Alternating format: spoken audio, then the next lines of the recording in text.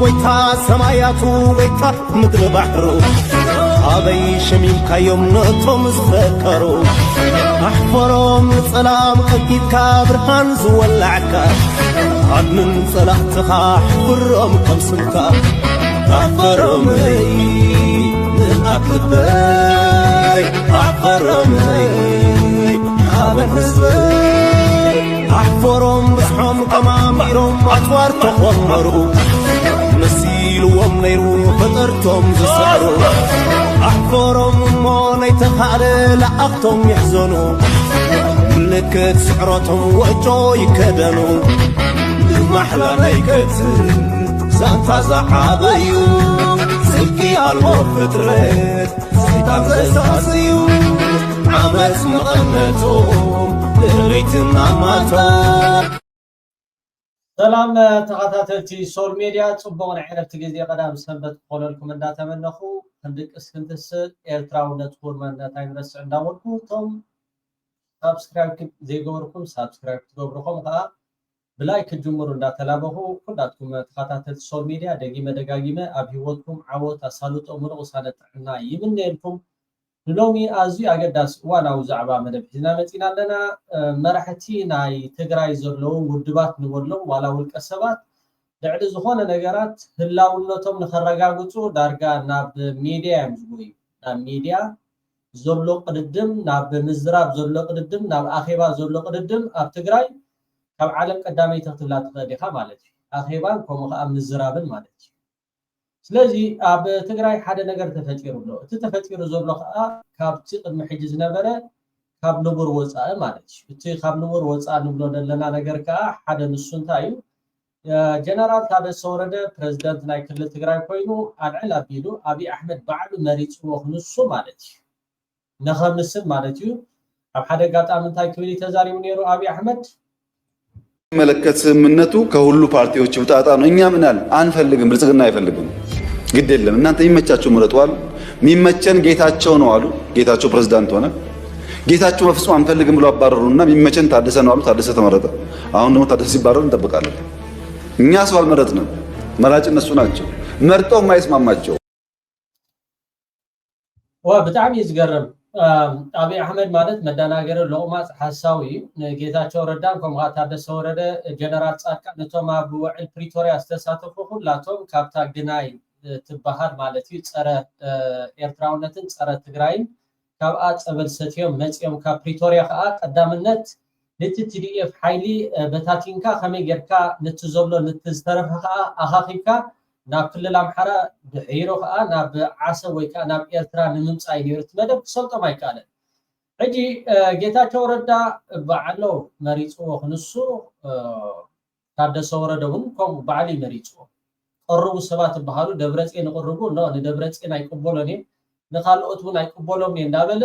ነቶም ኣብ ፕሪቶሪያ ውዕል ግን እፋለጡ እዮም ሕጂ ተጋሩ ሓደ ፀገም ኣለኩም እቲ ፀገም ከዓ እንታይ እዩ ፕሪቶሪያ ማለት ትርጉሙ ቃል ብቃሉ ኣይተረዳእኩምና ኣሎ ገለ ሰባት ማለት ፕሪቶሪያ ፕሪቶሪያ ፕሪቶሪያ ክትብሉ ትስምዑን ትረኣዩን ማለት ፕሪቶሪያ ቃል ብቃሉ ከመይ ጌርካ ነቲ ናይ TDF ሓይሊ ኣዳኺምካ ከምኡ ነቲ ዝተረፈ ሰራዊት ኣብ ምስ ናይ ፌደራል ሓዊስካ ንኤርትራን ንክልል ኣምሓራ ንምጥቃዕ እዩ እዚኦም ተፈራሪሞም መፅኦም ብዛዕባ ህዝቢ ትግራይ ኣብ ትግራይ ዘሎ ይኮነ ኣብ ገዛ ዘሎ ከምኡ ከዓ በረኻ ዘሎ ይኮነ ተዘራሪቦም መፅኦም እዚ ክሰልጦም ስለዘይከኣለ ሕጂ ትሪእዎም ኣለኹም ጀነራል ታደሰ ወረደ ደሃይ ኣጥፊኡ ተሰዊሩ ኣሎ ዝብል ዜናታት ትመፅእ ኣሎ ኣነ እዚ ዜናታት ዝመፅእ ዘሎ 100% ክሰማማዕ ክእል ንምንታይ ንዝብል ሕቶ ክለዓል ግድን እዩ ከምቲ ኣብ መጀመርታ ዝበልክኹም ኣብ ትግራይ ልዕሊ መግቢ ኣብ ዘረባ እዮም ዝጎዩ ኣብ ኣኼባ እዮም ዝጎዩ ከምኡ ከዓ ማይክ ፎቱ መዓት ከም ኤርትራውያን ኣይኮኑን ኤርትራዊ ንዓ ተዛረብ ኢልካዮ ዘረባ ይፈቱን ኣብ ትግራይ ግን ተቀዳዲሞም ኣሎ 10 ክንዲ ማይክ ዝኸውን ዝተፈላለዩ ማይካት ማለት ዝተፈላለዩ ማይካት ኣብ ቅድሚኦም ኮፍ ኣቢሎም ዝዛረቡ ማለት ትርጉም ዘይብሉ ሕጂ ታደሰ ወረደ ካብቲ ዝተኻየደ ናይ ትማል ብቕትማል ማለት እዩ ኣብ መቐለ ኣብኡ ከም ዘይጸንሐ ከምኡውን ካብኡ ዝመጽእ ዘሎ ሓበሬታቱ ከም ዝተሰወረ ኣብ ናይ ኣምባሳደራት ጎዶም ኣብኡ ተሓቢኡሎ ገለ ባህል እዚ ኮሱ ኢልካ ካና ፋራቂ ኣብኡ ንሕርዳ ተሓቢኡ ሃሎ ኮይኑ ከይዶም ከረኽቦ ይኽእሉ እዮም ማለት እዩ ግን ተሰዊሩ ተሓቢኡ ዝብል ዜናታት መጽእ ኣሎ እስከ ንስማዓዮሞ የፖለቲካ ልዩነት ወደ አደገኛ ለልብ በህዋትና በጊዜ አስተዳደሩ መካከል ያለው የፖለቲካ ልዩነት ወደ አደገኛ ደረጃ መሸጋገሩን የሚያመላክቱ መረጃዎች እየወጡ ነው። የትግራይ ኃይሎች ጠቅላይ አዛዥና የጊዜ አስተዳደሩ ምክትል ፕሬዝዳንት ጀነራል ታደሰ ወረደ እንቅስቃሴያቸው ተገቶ በቁም እስር ላይ እንደሚገኙ ምንጮች ጠቁመዋል። የጀነራል ታደሰ ወረደ ምንቅስቃሳቱ ደረት ተገይሩሉ ናይ ቁም እስረኛ ማለት ኣብ ትሕቲ ክትትል ወይ ከዓ ኣብ ትሕቲ ጽኑዕ ዝኾነ ነገራት ምክትታል እንዳተገብረሉ ካብ ክልል ትግራይ ንኸይወፅእ ናይ ቁም እስረኛ ኮይኑሎ ዝብል ዜና ይብሉሎ ብዝኾነ ሓቅነቱ ዓርፍ እንደይ እንድሕር ዳኢልና 70 80 ክትህቦ ትኽእል ኢኻ ኣብዚ ሕጂ እዋን እንታ ናይ መጨረሻ ፌደራል ክገብራ ዝኽእል ገይርዋ ካብታ ጽብቕቲ ነገር ናይ አብይ አሕመድ ዝመልካ ቅድሚ ሕጂ እውን ተዛሪቡ ንሕና ካብ ውሽጢ መጽኡ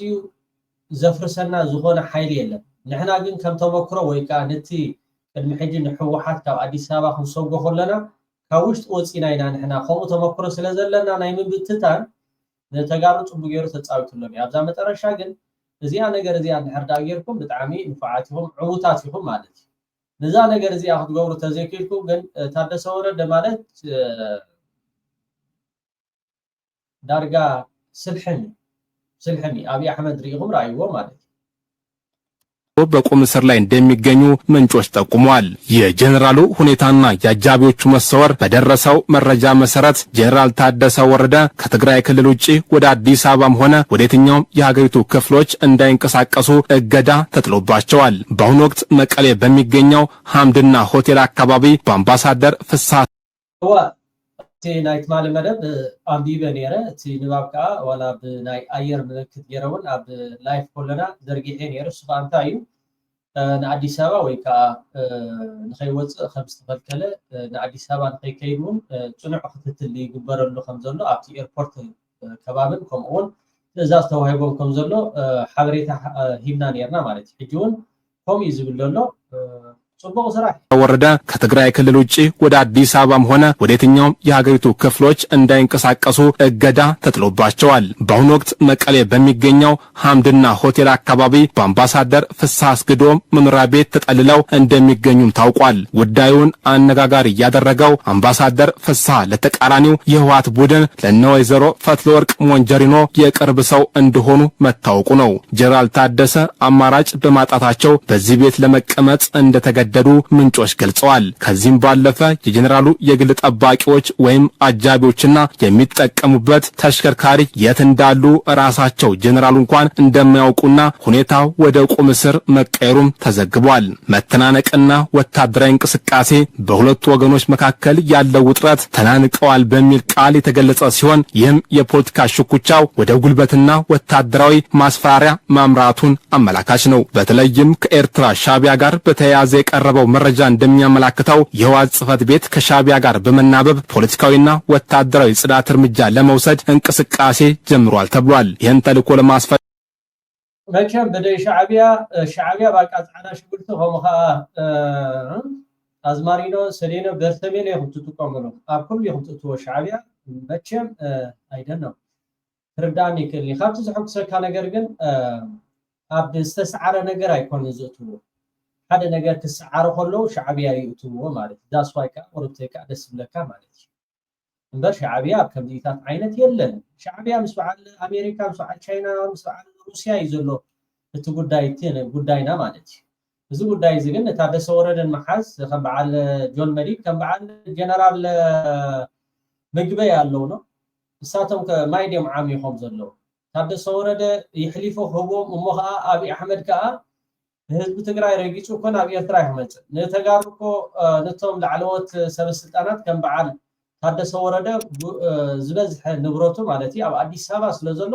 ነተን ንብረት ክብልዳ እምበር ታደሰ ወረደ እኮ ካብቶም ኣብ ሳሓል ከይዱ ምስ ህዝባዊ ግንባር ጽቡቕ ርክብ ዝነበሮ ኣብኡን ጽቡቕ ነገራት ዝሰርሕ ዝነበረ ሰብ ማዕረፍ እንደይ ኣብ ከምዚ ንንብረት ኢሉ ንህዝቢ ትግራይ ይሕሊፉ ይህቦሎ ማለት እዩ ስለዚ እዚ ሻዕብያ ተናቢቦም ከምኡ ከዓ ጽዳት ወይ ከዓ ጽሬት ሕጽቦ ዝበሃል ኣብ ትግራይ ንኽካየድ ሻዕብያ ኣዚዙ ገለ ዝበሃል ነገር እዚ ካላፈራ እንዲ ወል ሓደ ተኹሞ ግን ጸገም የለን ተኹሞ ጸገም የለን ዳርጋ እንታይ ኮይኑ ዘሎ እቲ ጉዳይ እቲ ሱዳን እንድሕር ዳ ስዒራ እንድሕር ዳ ኢልካ ሻዕብያ ኢድ ክህልዎ ኣለዎ ብለኻ ኣብ ፋኖ እንድሕር ዳ ስዒሮም ይጉስጉሱሎም እንድሕር ዳ ኢልካ ሻዕብያ ኢድ ክህልዎ ኣለዎ ብለኻ ሕወሓት ጽቡቕ ይግስግሳሎ እንድሕር ዳ ኮይኑ ከዓ ሻዕብያ ኣሎ እንኳዕ ምስቶም ዝሃድሙ ገለ ምስቶም ብሰዓር ይገበርኩምና እምበር ዋላ ኣይከሰብ ጽቡቕ ጸገም ዝበሃል ነገር የለን እጂ እታ ሒዞም ከም ዘሎ ማለት እዩ እዚኣ ከዓ እኮ ናይ 0 ሰዓት ባጀት የለ ማለት እኮ መግቢ የለን ማለት እዩ መግቢ የለን ማለት ከዓ እቲ ህዝቢ አንጻር ጀነራል ምግበይ አንጻር እቲ ሰራዊት ንኽልዓል ኮነ ኢሉ ኣብይ ኣሕመድ ክሰርሖ ዝጸንሐ ሴራ ወይ ከዓ ስራሕ እዩ ስለዚ እዛ ጉዳይ እዚኣ ናይ መጨረሻ ስለ ድበፅሐት ግድን እዩ እንታይ ሞ ባጀት ተዘየለ ታደሰ ወረደ ኮፍ ኢሉ እንታይ ክገብረሉ ወኪል ናይ ብልጽግና ኮይኑስ እንድሕር ባጀት ክስልዕ ተዘይክኢሉ እንታይ ትርጉም ወል ሓደ ታደሰ ወረደ ምህላውስ ትርጉም የብሉን ማለት በሁለቱ ወገኖች መካከል ያለው ውጥረት ተናንቀዋል በሚል ቃል የተገለጸ ሲሆን ይህም የፖለቲካ ሽኩቻው ወደ ጉልበትና ወታደራዊ ማስፈራሪያ ማምራቱን አመላካች ነው። በተለይም ከኤርትራ ሻዕቢያ ጋር በተያያዘ የቀረበው መረጃ እንደሚያመላክተው የህወሓት ጽሕፈት ቤት ከሻዕቢያ ጋር በመናበብ ፖለቲካዊና ወታደራዊ ጽዳት እርምጃ ለመውሰድ እንቅስቃሴ ጀምሯል ተብሏል። ይህን ተልዕኮ ለማስፈጸም በጀነራል ዘነበ የሚመራው አርሚ 31 ሙሉ ትጥቁንና ዲሽቃዎችን ጭምር በመያዝ በደጀን ዙሪያ መሽጎ መገኘቱም ተሰምቷል። የአክሱም ጽዮን በዓልና የትዕዛዙ መነሻ ይህ አዲስ ወታደራዊ ትዕዛዝና እንቅስቃሴ የጀመረው በቅርቡ ከተከበረው የአክሱም ጽዮን በዓል በኋላ መሆኑን ምንጮች ጠቁመዋል። በአክሱም ጽዮን ክብረ በዓል ሰሞን በፖለቲከኞችና በወታደራዊ አመራሮች መካከል የተደረገው የጋራ ስብሰባና የታሰበው ሴራ ለዚህ ወታደራዊ ውጥረት መነሻ እንደሆነ እየተነገረ ነው። በትግራይ ያለው ሁኔታ በፍጥነት እየተቀያየረ ዳዊት ከበደ እንታይ ዳጠፊኻ ሕጂ ድሃይ ገለ ይብልካኒ ዝድውለልካ ያለን ታደሰ ወረደ ኣይደወለልካን ስለዘይደወለልካ ዲኻ ሎ መዓልቲ መፂኻ ዘይተዛረብካ ብዙኾነ ካልእ ማዕከና ዜና ከንታይ ብላለዋ ንስማዕ ከመቀሌ በወጡ መረጃዎች የትግራይ ጊዜያዊ አስተዳደር ፕሬዝዳንት ሌተናል ጀነራል ታደሰ ወረደ መሰወራቸው ተሰማ። ፕሬዝዳንቱ ስልካቸውን አጥፍተዋል። ከትላንት ጀምሮም የት እንደገቡ አልታወቀም ተብሏል። በትላንትናው ዕለት ከትግራይ ታጣቂ ኃይሎች አርሚ 31 ክፍል ውስጥ የሁለት ክፍለ ጦር አባላት ከግዳጅ ቀጠናቸው በመውጣትና ወደ መቀሌ በመግባት የጊዜያዊ አስተዳደሩን ቢሮ መክበባቸው እንዲሁም የቴሌቪዥንና ራዲዮ ማሰራጫ ጣቢያዎችን ጨምሮም የተለያዩ ተቋማትን መቆጣጠራቸው ተዘግቧል። ታጣቂዎቹ በከተማ ውስጥ ሰልፈኛ ሰርተው ሲንቀሳቀሱና በተለያዩ ቦታዎች ላይ ምሽግ ይዘውና መሳሪያ ወደረው ይታዩ እንደነበረም ተነግሯል። ክስተቱን ተከትሎም የጊዜ አስተዳደሩ ፕሬዝዳንት የት ናቸው የሚለው ጉዳይ በርካቶችን ያነጋገረ ሲሆን ፕሬዝዳንቱ ትናንት ከስራዎች ብጣዕሚ ኣሻቂሉ ዘሎት ጉዳይ እሱ ከዓ ታደሰ ወረደ ከምቲ ኣብ ትግራይ ኣቐድም ኣቢልና ክንብሎ ፀንሐና ልዕሊ ዝኾነ ነገር ማይክ ክፈትዎ መዓት እዮም ከይዶም ኣብ ማስ ሚድያ ትሪኦም ማለት እዩ ተፀጢሖም ኣብዮም ዝወዱ ኣብ ፌስቡክ ከምኡ ከዓ ኣብ ማስ ሚድያ ስለዚ እዚ ጉዳይ እዚ ኣብ መቐለ ዝተገብረ ቀሊል ጉዳይ ኣይኮነን ነይሩ ዋላ ወፂኡ እውን ከምቲ ልሙድ መብርሂ ይህብ ነይሩ ሕጂ ግን ተሰዊሩ ሞባይሉ ጠፊኣ ኩሉ ነገራት ጠፊኡ ኣብይ ከም ዘሎ ኣይፍለጥኒ ዝብል ዘሎ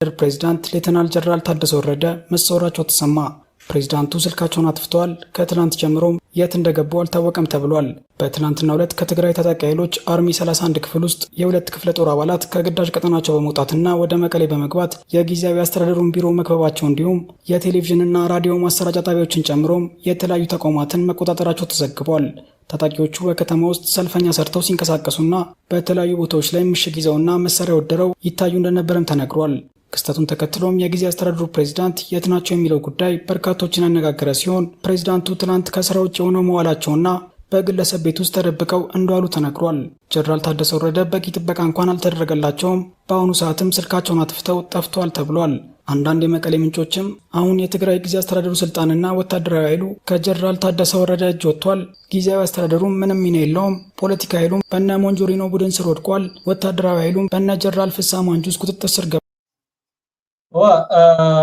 ወላ ሓደ እቲ ብመንጀሪኖ ድእዘዝ ከምኡ ከዓ ብፍስሐ ማንጁስ ከምኡ ወታደራዊ ላዕለዋይ ስልጣን ብምሓዝ ነቲ ጉዳይ እቲ ብቅርበት ነቲ ጉዳይ ሒዞሞ ከም ዘለው እዩ ዝሕብር ዘሎ ገብቷል። አጠቃላይ ስምሪትም ሆነ ውሳኔ በዚህ መንገድ ነው እየሄደ ያለው ሲሉ አሁን በትግራይ ያለውን ፖለቲካዊና ወታደራዊ ሁኔታ ገልጿል። በቅርቡ ሰምታችሁ ከሆነ ወታደሮች ደሞዝ ጭማሪ በሚል ትንሽ ችግር ገጥሞ ነበር ትግራይ ውስጥ። ትግራይ ያሉ የታጠቁ ኃይሎች በዲዲአር በህጋዊ መንገድ ቢወጡ ለራሳቸውም ለቤተሰባቸውም ለሀገርም ይጠቅማል። ወጣቶች ናቸው፣ ጉልበት አላቸው፣ ማቋቋም ይቻላል። እነሱ ዲዲአር ፕሮሰስ ውስጥ እንዳያልፉ አድርጎ በመያዝ በደሞዝ መጨቃጨቅ አስፈላጊ አይደለም። ትግራይ የምንልከው በጀት በሙሉ የሚውለው ለወታደሮች ነው። በጣም ይዝገርም እቲ ባጀት እኹል ከማን አይኮነን እቲ ዝህቦም ዝነበረ ካብ ናይ ቅድሚ ሕጂ ዳርጋ ፍርቂ ረብዒ ዝኸውን ገንዘብ እንዳሃቦም እቲ ዝበዝሐ ባጀት ንሰራዊት እዮም ዘውዕልዎ ብምባል እቲ ባጀት አቋሪፅዎ አብይ አህመድ ማለት ያብዝ ሐለፈ ከምሰማዕኩም ይህ ትግራይን እየጎዳ ነው ያለው። ትናንት ወደ መቀሌ ከተማ በመግባት የአስተዳደሩ ቢሮ ላይ ከበባ የፈጸሙትን የአርሚ 31 እና አርሚ 22 ሰራዊት አባላትንም ጀነራል ፍስሐ ማንጁስና አማኑኤል አሰፋ ለማነጋገር ቀጠሮ ይዘው ነበር። ምን ውሳኔ ላይ እንደደረሱ ግን ምሽቱን ድረስ አልታወቀም ተብሏል። ታጣቂዎቹ ትላንት ከፕሬዝዳንቱ ቢሮ በተጨማሪም ጋዜጠኞችን በማስወጣት የቴሌቪዥንና ራዲዮ ጣቢያዎችን ጨምሮ የተለያዩ ተቋማትን ምሽቱን ድረስ መቆጣጠራቸው የታወቀ ሲሆን በዛሬው ዕለት ግን ጋዜጠኞች ወደ ቴሌቪዥንና ራዲዮ ጣቢያዎች እንዲገቡ ፈቅደዋል ተብሏል። ጀነራል ታደሰ ወረደን አስመልክቶም አንዳንዶች ጀነራል ታደሰ ወረደ ምናልባትም በአምባሳደር ፍስሐ አስገዶ መኖሪያ ቤት ውስጥ ሳይደበቅ አልቀረም ሲሉ ገልጸዋል። ይህ በእንዲህ እንዳለ ህወሓት ትናንት ለሁሉም አመራሮችና የድርጅት ተወካዮች የጠራውን አስቸኳይ ስብሰባ ተከትሎ ዛሬ በተለያዩ አካባቢዎች የነበሩ አባላቱና ደጋፊዎቹ ወደ መቀሌ በመግባት በሐውልት አዳራሽ ውስጥ ስብሰባ መቀመጣቸው ታውቋል። በስብሰባው ላይም የጊዜያዊ አስተዳደሩ ፕሬዝዳንት ጀነራል ታደሰ ወረደ ተመልሶ ወደ ስልጣን ኤርትራዊነት ማለት ጸረ ኢትዮጵያዊነት ነው ያልኳችሁ ለምን ነበረ? በምክንያት አልነበረም። እዩት። ኢትዮጵያን ባንዲራ አልጠብቅም ካላችሁ ግን እንደቀድሙ ሁለተኛ ዓለም ጦርነት ጋር መሄድ አያስፈልገኝም፣ ጀርመን አልሄድም፣ ጃፓን አልሄድም፣ እንደ ወያኔ ትቀጠቀጣላችሁ። እዚ ከምዚ ኢሉ ከሎ ሕጂ ዝወፅእ ሓበሬታ ኣሎ። እቲ ሓበሬታ ከዓ እንታይ ይብል ኣብ ከተማ መቐለ ማለት እዩ ኣቐድም ኣቢሉ ቅድሚ ሰዓት ሓደ ሰብ ከም ዝተቐትለ ምክንያት መቕተሊኡ ከዓ ዝተፈልጠ ነገር የለን ተተኪሱ በራሪ ጥይት ማለት እዩ ከም ዝቐተሎ እዩ ዝሕበር ዘሎ። ብጣዕሚ እዚ ናይ ትግራይ ኩነታት ቀልጢፎም ነዚ ጉዳይ እዚ ከኣሊዎ ተዘኪኢሎም ከምቲ አብይ አሕመድ ዝሓስቦ ዘሎ ከምኡ ንከይከውን ብጣዕሚ እቲ ህዝቢ እውን ዳርጋ ከብዲ ሓቂ ኩሉ ኢኻ ክትብሎ ትኽእል ማለት እዩ። እቶም ኣብ ክልል ዓፋር ዘለዉ ከምዚ ትሪእዎም ዘለኹም ናይ ሓሶት ዜና እንዳሃቡ ንህዝቢ ትግራይ ኣብ ምሽቃል እዮም ተዋፊሮም ዘለዉ። ነዚ ነገር እዚ ቀልጢፎም እቶም ላዕለዎት ሰበስልጣናት ኣመራርሓ ነቲ ናይ ብልፅግና መሓውር ዘሎ ኣብ ትግራይ ቀልጢፎም ከኣሊዎ ባዕሎም ቀቲሎም እውን ንስኻትኩም ከም ዝቐተልኩሞ ገይሮም ዜና ክዝርግሕዎ ክእሉ እዮም። እዚ ሞይቱ ዘሎ ሰብ ግን ሲቪል ኮይኑ ማለት እዩ ብበራሪ ጥይት ከም ዝተቐትለ እዩ ዝሕበር ዘሎ። ብጣዕሚ ንመዋቲ መንግስቲ ሰማያት ተዋርሶ ንስድራ ቤትካ ፅንዓት ይሃብ ማለት እዩ። ነዚ ጉዳይ እዚ ቀልጢፍኩም ክትኣልይዎ ክትክእሉ ኣለኩም። ታደሰ ወረደ መፂእ ሕጂ ክዛረብ ዶ ከምዚ ዶ ኣኼባ ዶ ገለገለ ዝኢታት ካላም ፋራቂ ናብ ውሳኔ ጥራሕ ኸይዱ ኣብይ ኣሕመድ ከዓ ሪኢኹም ኣለኹም እታ ዝሓስባ ዝነበረ ልክዕ ብውሽጦም ነንሕዶም ከም ድባላልዑ ጌርካ ዳሓር ሽዑ ከም ዓላቂ ኮንካ ወይ ከዓ ነንሕድኩም ምስ ተባላልዓኹም ውግእ ሕድሕድ ምስ ከፈትኩም ተደራቢ ሓይሊ ኮይኑ ከም ዓቃብ ሰላም ኮይኑ ነቲ ጉዳይ እቲ ንኸኣትዎ እዩ ዝፍትን ዘሎ። ብሕልፊ እቶም ኣብ ሓራ መሬት ዘለዉ ቀልጢፍኩም ካብዚ ጉዳይ እዚ ካብታ ክልል ዓፋር ናብ ኬንያ ስደድዎ ክሳብ ኬንያ ብፅሕዎ ካብ ኢትዮጵያ ትበሃል ኣፅልፍዎም እቶም ኣብ ክልል ዓፋር ዘለዉ ብናይ ሓሶት ዜና ከምኡ ከዓ ብረት ዓጢቆም ሸፋት እዮም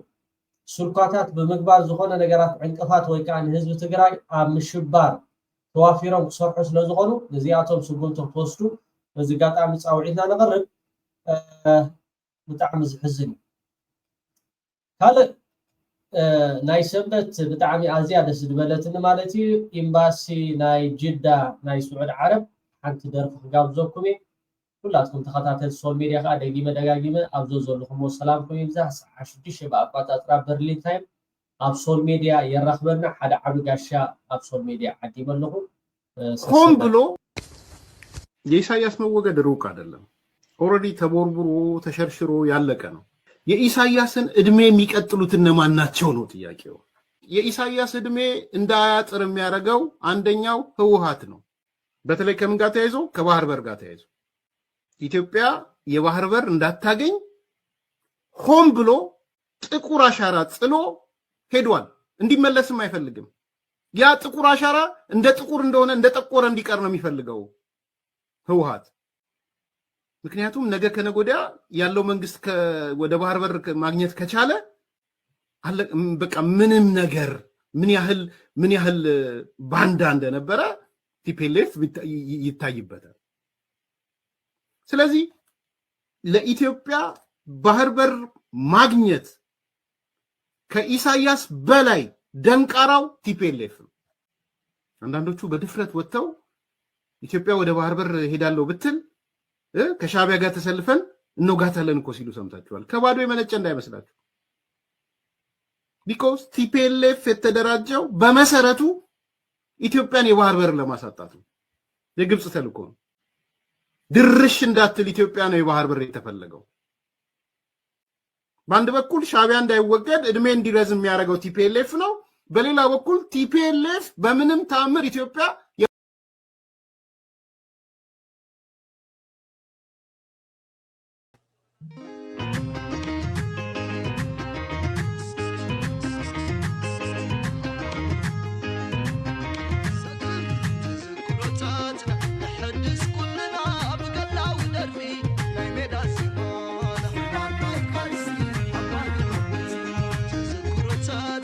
نحدث كلنا بالثورة والدرفي نميدا زيبا فسايس عصر هلاو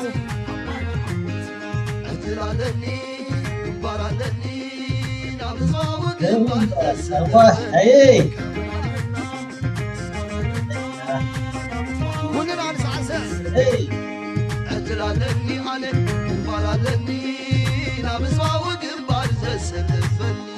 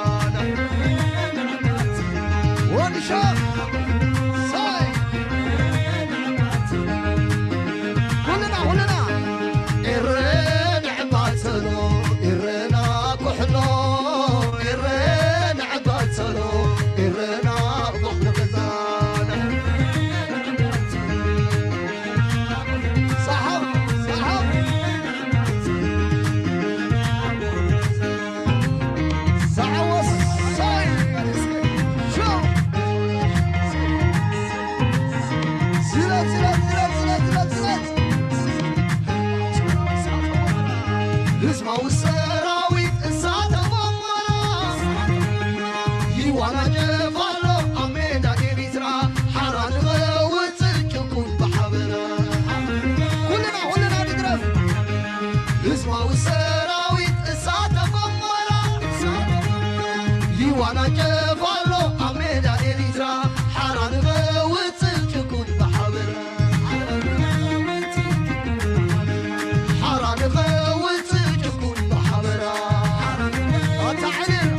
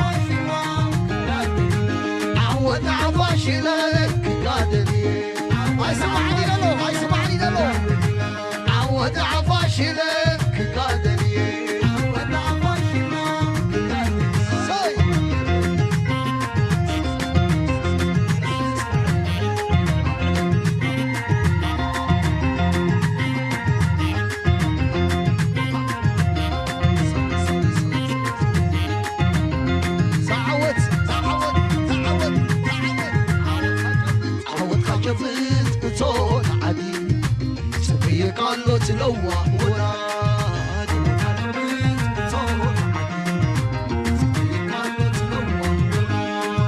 عوضا جبت وصوت عدي قالوا تلوى ولاد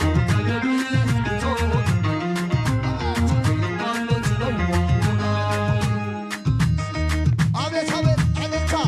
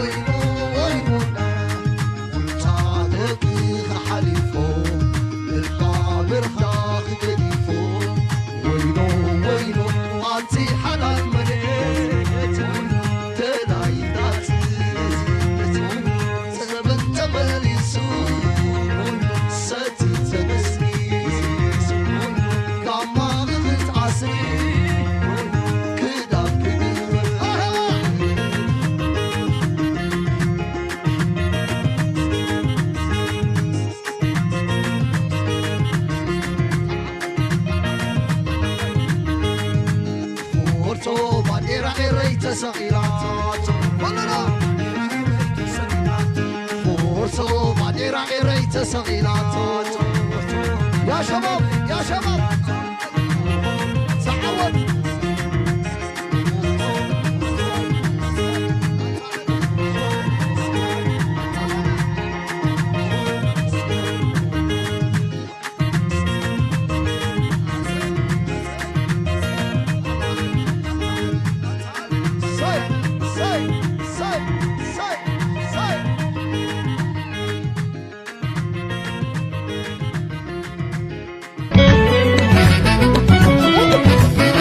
أحفرهم ويتا سماياتو ويتا مدر بحرو أبي شميم كيوم نطم زفكرو أحفرهم سلام أكيد كابرهان زولعكا عدن صلاحتها أحفرهم كم سلكا أحفرهم لي من أكل بي أحفرهم لي حابن حزبي أحفرهم بسحهم كماميرهم أطوار تخمروا نسيلهم نيرو فطرتهم زسروا أحفرهم موني تخالي لأختهم يحزنوا ملكت سحرتهم وجو يكدنوا محلى نيكت زانتا زعابي